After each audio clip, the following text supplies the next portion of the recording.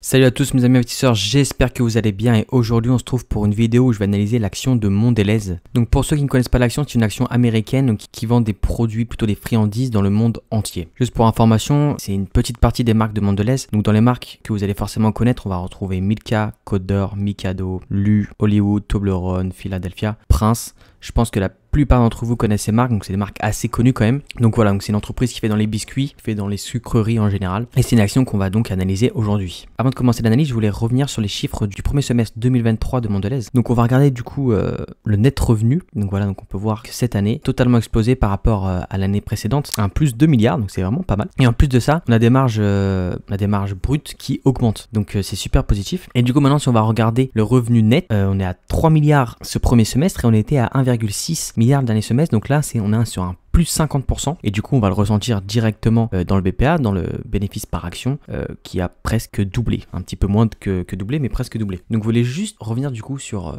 cette explosion de Mondelez sur cette année 2023 qui est juste incroyable. Comment Mondelez a fait pour doubler ses bénéfices nets? C'est tout simplement que la marque est très active sur le rachat d'autres marques. On peut voir que depuis 2018 la marque a acquis 9 nouvelles marques, donc on va voir les noms. Personnellement moi ça me dit rien, mais ce sont des marques qui sont apparemment assez connues. Donc c'était assez positif ces rachats de marques. En plus, apparemment, ils fonctionnent bien avec des augmentations du chiffre d'affaires de presque plus de 20% pour certaines marques. Et donc c'est pour ça que Mondelez est assez actif, assez agressif même en matière de rachat de marques. Et moi, c'est une politique que j'adhère et que personnellement, j'aime beaucoup. Donc c'est un point assez positif de la part de Mondelez. Donc pourquoi je fais cette analyse aujourd'hui, c'est que depuis mai, depuis son plus haut en mai, l'action a perdu 18%, 19%. Donc c'est quand même une belle baisse alors qu'elle a augmenté ses prévisions pour l'année 2023.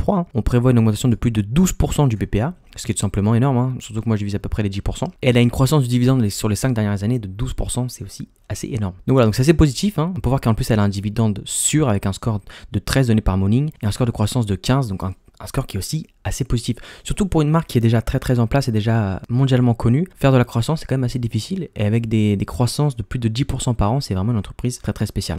On est sur un rendement de dividende qui est de 2,45% et sur un PER de 21. Donc d'ailleurs, le site que j'utilise s'appelle Morning, le lien est en description. Vous pouvez vous inscrire gratuitement et pour ceux qui souhaitent avoir l'option premium, il y a un code promo dans la description de 5%. Donc je vous laisse checker ça, le site est vraiment super pour faire ces analyses d'actions. Donc voilà, concernant la valorisation, malgré la baisse du prix de Mondelez, on est quand même un petit peu surévalué d'après le site Morning, mais on se rapproche de plus en plus du prix de la valeur théorique de l'action. Concernant son dividende, depuis 2013-2012, voilà, le dividende est totalement incroyable. En 2023, il a explosé par rapport à 2022. Donc ça fait vraiment de très belles augmentations. Le nombre d'actions en circulation qui est tout simplement en baisse. Concernant les ventes, bon voilà, c'est très bien réparti, même si les États-Unis représentent une grosse part de marché pour Mondelez. Après, on peut voir tout ce qu'ils vendent, voilà, donc des biscuits, des chocolats, des bonbons, etc. Donc concernant le chiffre d'affaires, voilà, depuis 2016-2017, en constante augmentation. Comme dit auparavant, concernant le bénéfice par action, comme vous pouvez le voir depuis 2013, c'est une augmentation constante. Un free cash flow qui augmente depuis 2018 aussi. Concernant les marges, donc on a des marges aux alentours de 10%, mais les marges nettes qui sont aux alentours de 8%. Donc c'est des marges assez correctes,